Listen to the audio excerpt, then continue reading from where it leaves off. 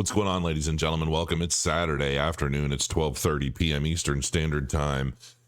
And today we're going to talk about something that you really need to understand and you really need to know about. And somebody had just linked this article to me, and I'm going to probably read the whole thing, which I never do. And we're going to discuss elements of this article because I think it's something that everybody needs to, I think a lot of people in the cryptocurrency market are privy to this, as well as the technical merits of this technology. And what we're going to be talking about are the CBDCs. Now, before I start really diving into this, I really want you to ask yourself a question. And that is, given everything that has been unfolding over the past couple years alone, take your left or right wing perspective out of the equation entirely. I don't care who you support. I don't care whose personality you like, you don't like. I don't care if you think this guy's a nimwit or slowly decomposing before our eyes and not fit. I don't care what you think as it relates to the public figures that are ultimately just pen pushers, in my opinion, for a much bigger group, or maybe even a smaller group. But I want you to ask yourself one question. Do you trust your government? I mean, really the only question that needs to be asked right now. Right now, there are a lot of people that have been feeling like they're on the side of the winners, right? They are sympathizing or prophesizing, they're supporting overall basically one political side. And that one political side has been showing what they're willing to do ultimately to, let's just say, compete with the other side. And there are a lot of people who are overlooking a lot of the methods used to compete the rest, because there's this kind of I don't know what you want to call it, but there's this idea that evil deeds or bad deeds or dishonest deeds are okay if the ends justifies the means, right? Like it doesn't really matter what's being done as long as you agree with the reasoning behind it, and it doesn't matter how bad or dastardly or dangerous or whatever. And so right now we have this separation between, two groups ultimately that are constantly at odds with one another. And, we're seeing a lot of a narrative associated with, trust the science, not the facts. Trust us, not what you see. Trust what we say, not what we do. Basically just a lot of smoke and mirrors. And the question that I have for people is, what happens if the tide turns? What happened? Because this is something that we've seen time and time again, right? I mean, on both sides. Anybody who is religiously connected to either political side, everything comes back around. Like everything else in the world, whether it's, the weather or politics or finances or what, everything is a cycle, right? And we see each side ultimately take away little bits of rights and freedoms of the populace as they keep everyone arguing back and forth over, well, you're the bad guy. No, you're the bad guy. But in the reality, they both kind of have their hands in the pockets of everyone. They're all very self-serving. And, there's a mission here, right? And we're seeing a lot of this mission start to unfold. And even people who have just had their eyes closed, head in the sand, are really, I think, starting to see the reality of what's going on. And the reality may very well be that everyone ends up at the blunt end of a lot of these things taking shape and changing. And it's a scary time. There's still so many people that are asleep to what's happening. Maybe they don't want to know. They've had, there's this idea that, these political parties are so far away from where they once were, the meaning behind. Like, I remember growing up, thinking that, the Democratic Party was all about helping people, and it was all about the working man and the people that are fighting for rights and trying to get ahead. And, and the Republicans were like this iron-fisted, wealthy group trying to hold everyone down. Like, that's the way I used to think about things when I was young, before I could read very well. I'm kidding. I shouldn't make jokes, because this really is not a partisan issue at all. And it is, in fact, a crypto issue. And so I want you to really ask yourselves, if the tides were to change right now, and the other side were to maintain and retain all of the controls and had all of the same powers that the left has been, let's just say, accumulating, and it were used against you, how fair and how righteous and how good would that be for you? So while you're supporting this one side doing this, that, and another thing to what you perceive as your enemies or the people in the world that you don't agree with, what happens when that same weaponization gets turned onto you? And does that mean anything to you? Is it still okay? I'm assuming that's not the case. And we tend to be able to look at other people being affected in negative ways that we don't like, or have been dehumanized, or who have been basically reduced mentally in our own perception based off of things we see, read, do, whatever. And then we can look upon them and their demise or their downfalls or whatever, and have this sense of self-righteousness that, oh, but it's that person, they're not very good, so I'm told, I believe that they deserve whatever they get, I don't feel bad, move on with my life. And I'm telling you all now, regardless of what side of the fence you're on, you're gonna feel the pains of everything that's happening at some point.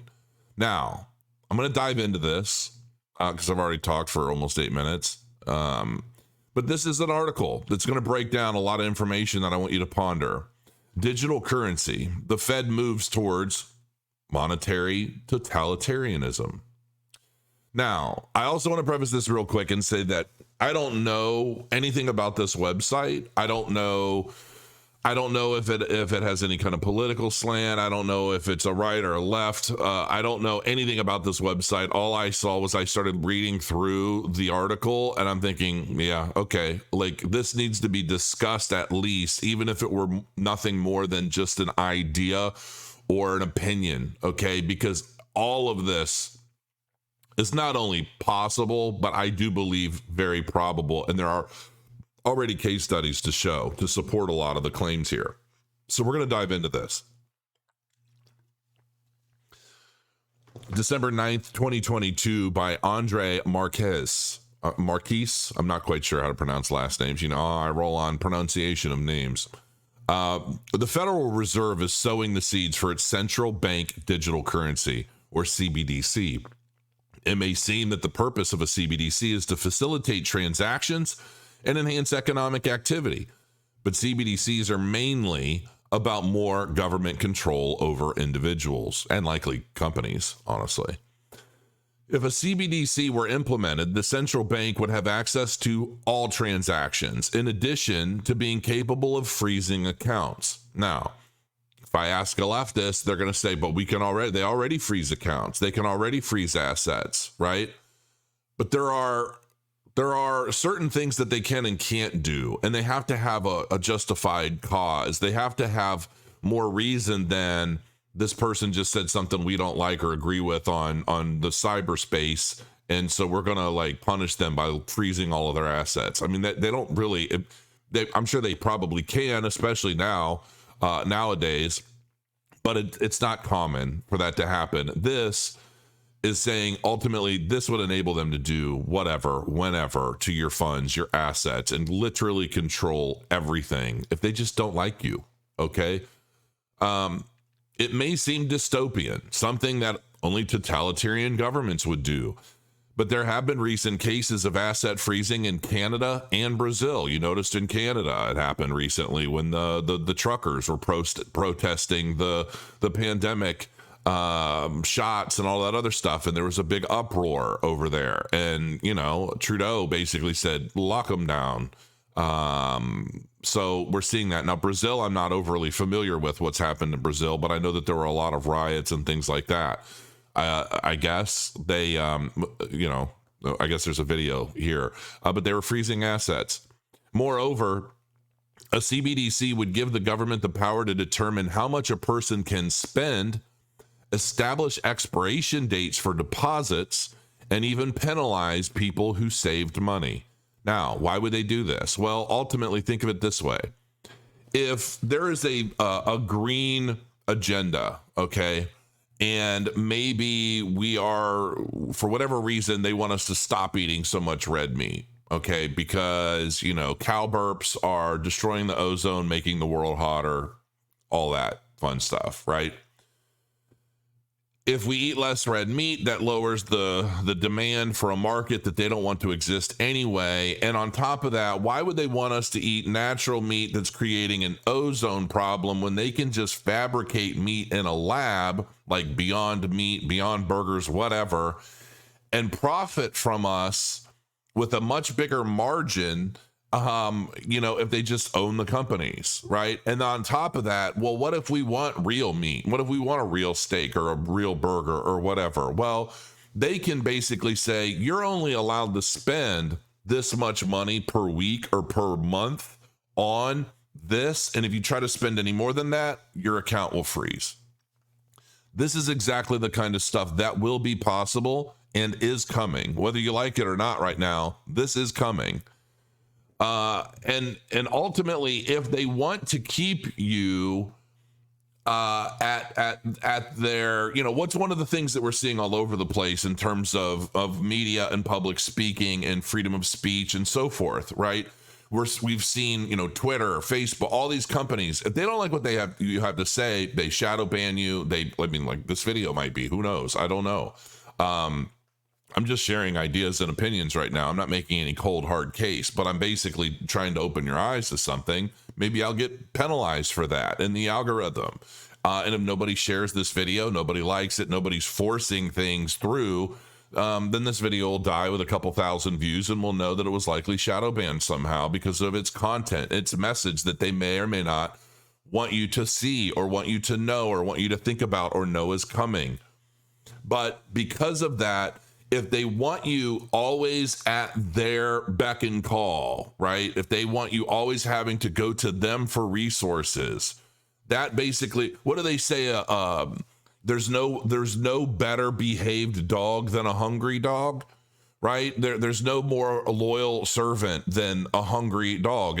Whatever that saying is, basically, the hungrier you are, the more willing you are to do as you're told, do as you're instructed for that reward.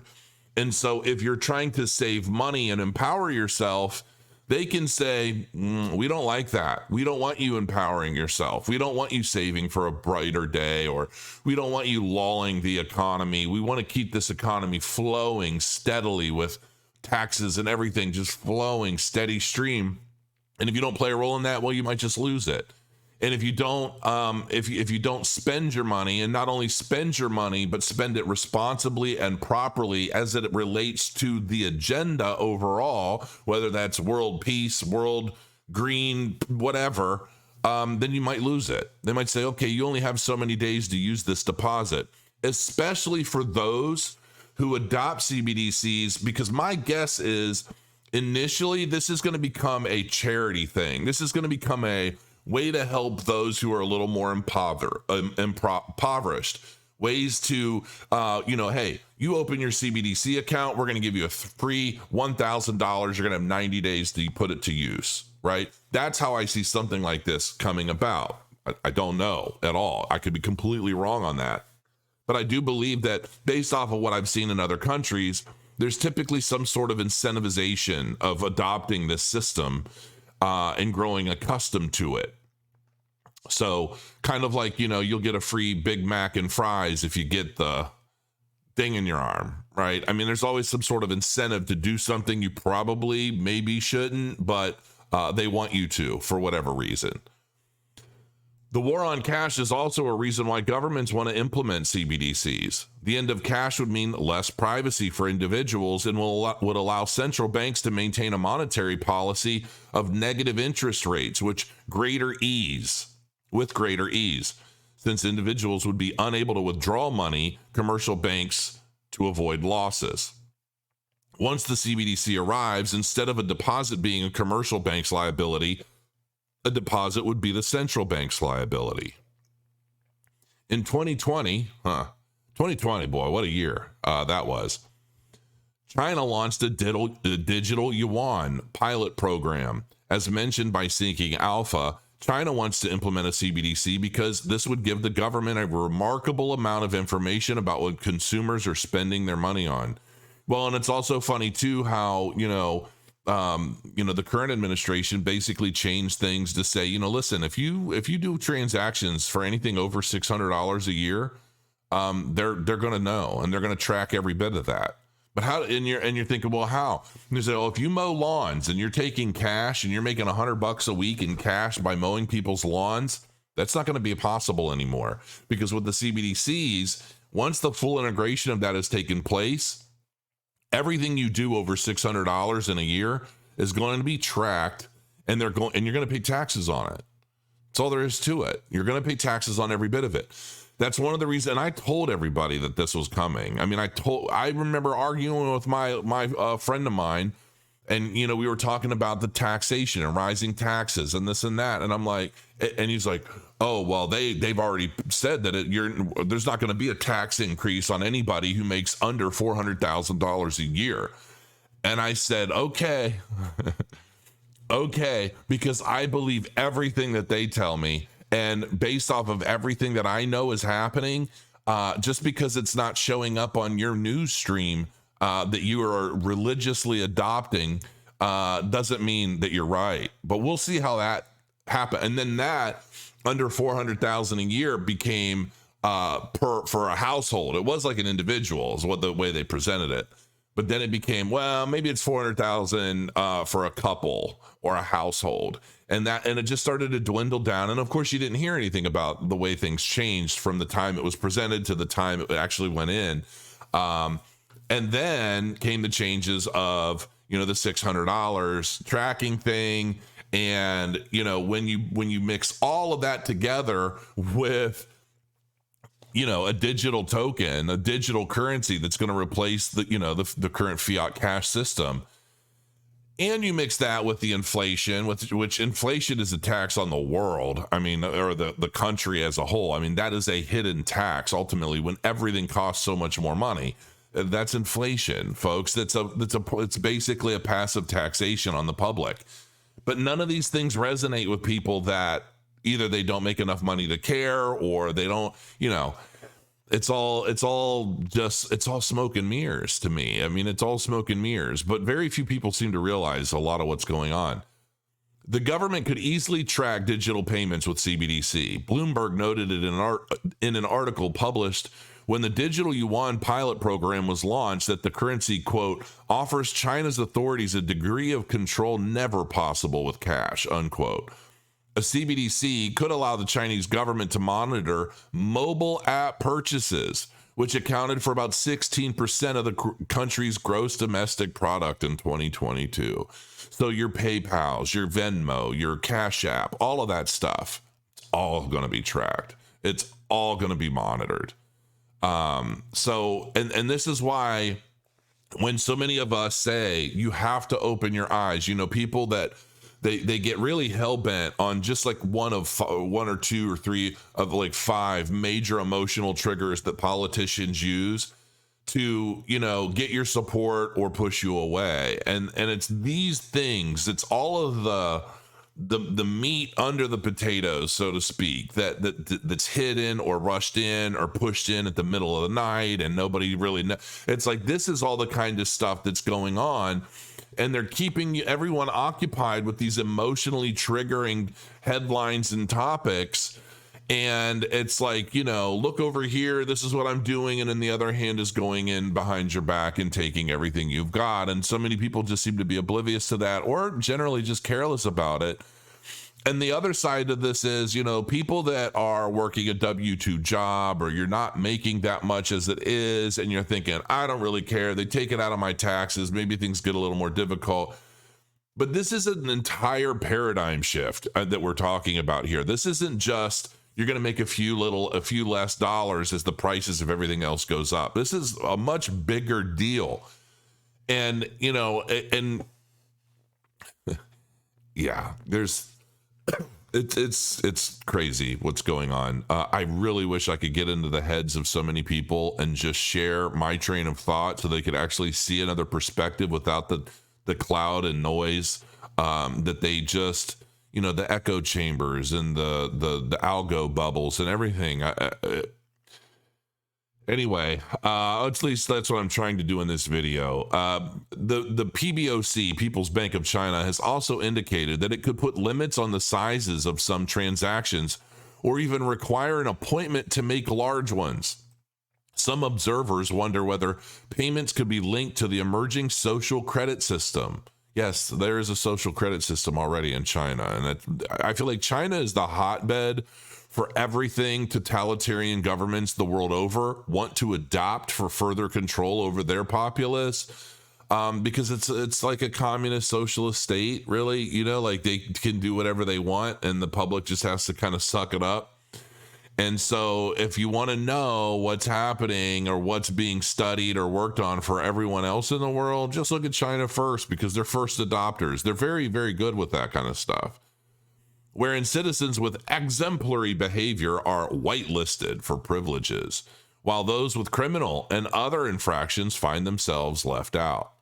But as we're seeing, anybody could be labeled a criminal nowadays. Anybody could be labeled a terrorist. You basically have to toe the party line of those who are controlling the ship, or you could be branded in any way they see fit. And, that's a whole other rabbit hole.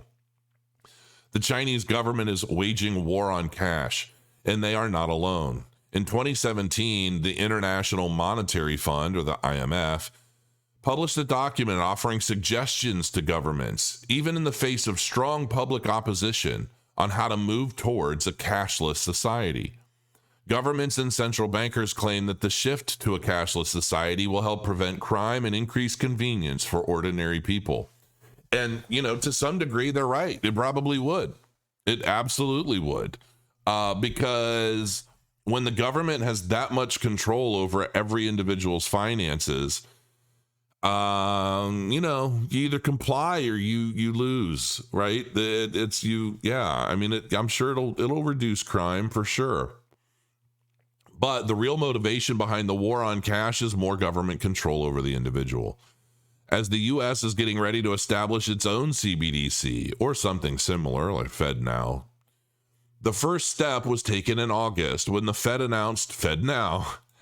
FedNow will be an instant payment system and is scheduled to be launched between May and July of 2023. FedNow is practically identical to Brazil's PIX. PIX was implemented by the Central Bank of Brazil in November of 2020.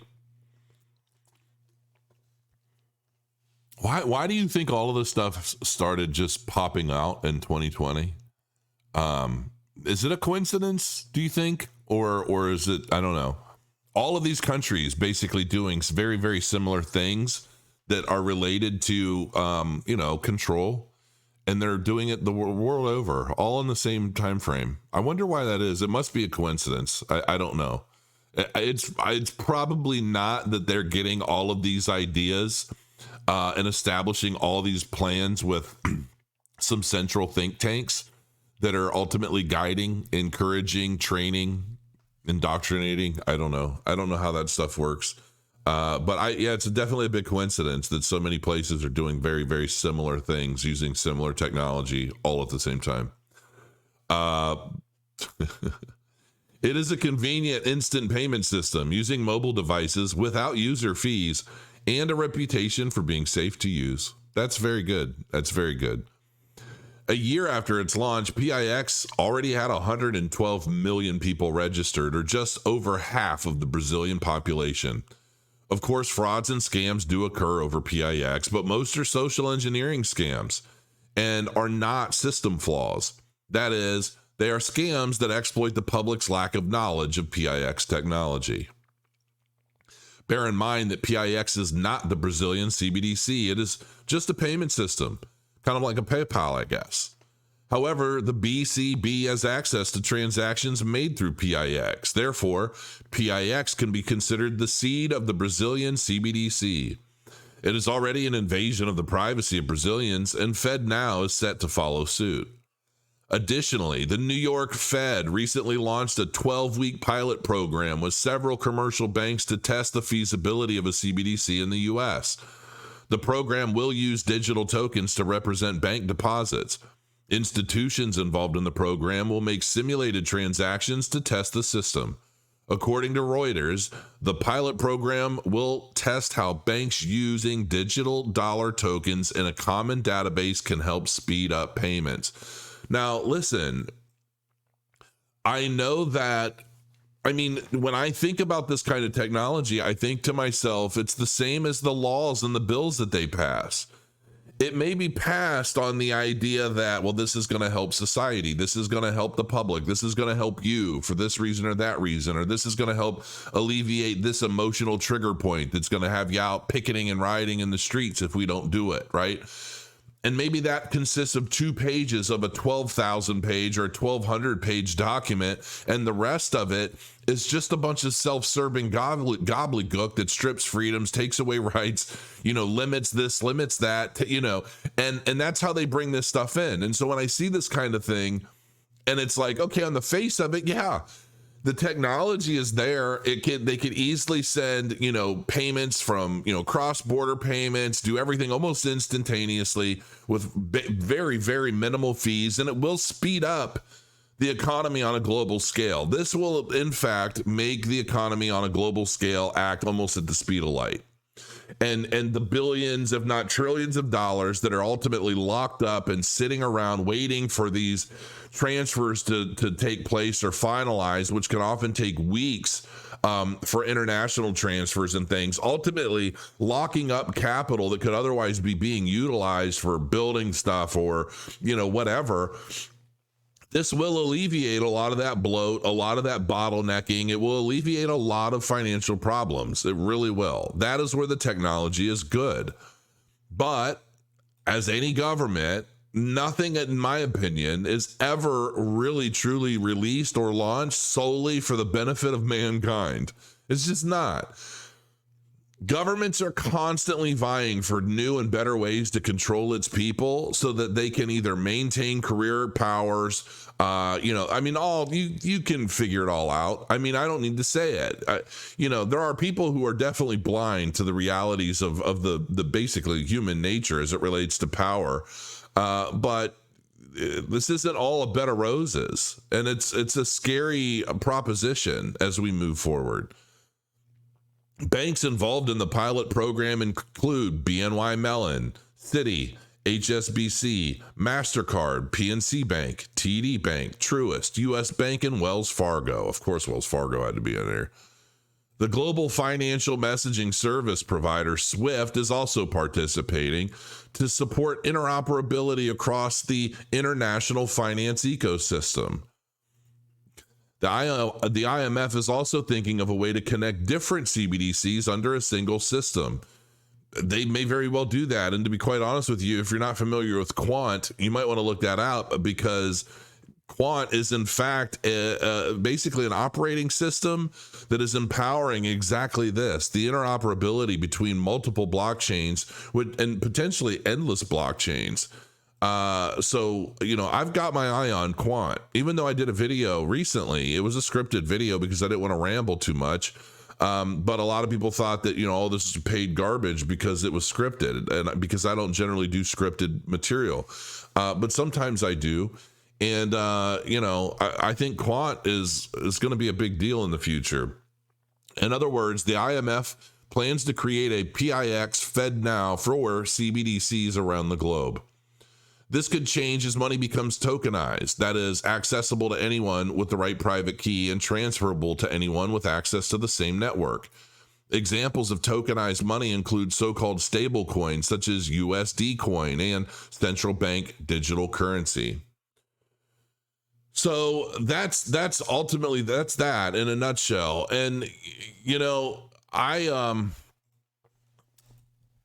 share that because I really don't know how much people truly know and understand about what CBDCs what they are and what they likely will be, and how they will ultimately be used for a multitude of purposes that goes well beyond just the transfer of funds from point A to point B really quick with really low fees. I ask you, how much do you trust your government to actively want to make your life better? And where do you see this going? Where do you think this technology leads us as we continue moving forward? Between now and 2030, we already know, as it's been proclaimed by all of the elitists, the World Economic Forum, governments all over the place. I mean, if you look at just about any major agenda sheet written, whether it's agenda, whatever, or I don't even want to name them all. There's so many, but most of them aim at 2030 as being the year of culmination, basically the year where all of these efforts that had started in 2020, not started, but ultimately really started to reveal themselves with a lot of light, really started to come to fruition in 2020. It gives a whole decade for integration for all of these things.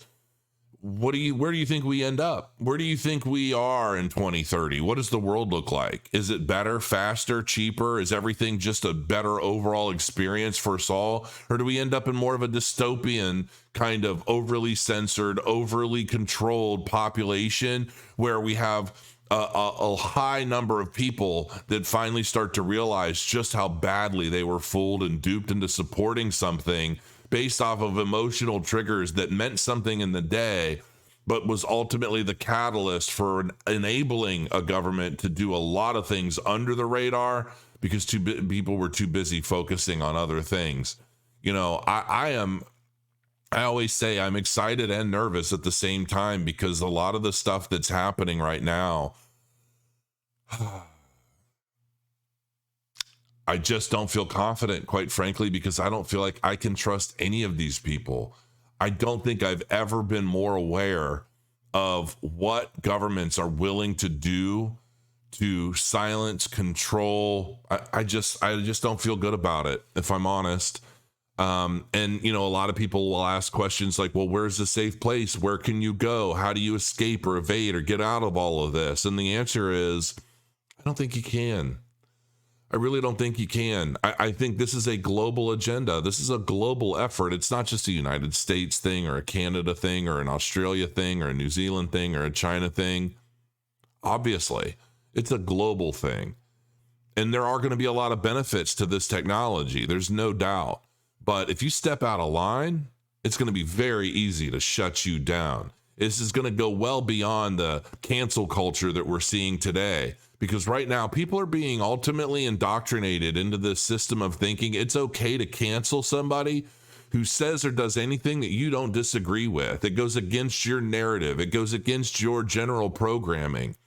But in the very near future, this monster that everybody is so hell-bent on building to serve their own kind of really selfish inclinations or convictions is ultimately going to turn on everyone.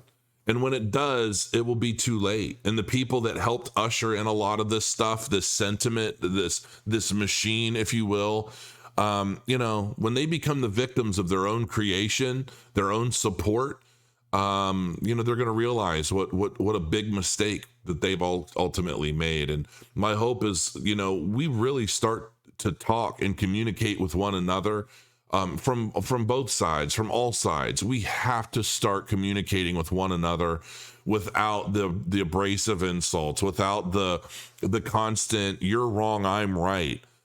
We all have a perception based off of the realities that we've witnessed and seen, and you know, the way we've been raised, the environments we grow up in, the environments we live in. We have to start working together, because I would much rather come together in a state of freedom than be forced together in a state of confinement. It's your decision ultimately from here. So I bid you a happy, fun weekend. It is Saturday, not the most happy videos, but it's definitely something everybody needs to start considering. And you better start considering it now, because this is happening, whether you like it or not. Till next time, crow your coins. I'll see you soon.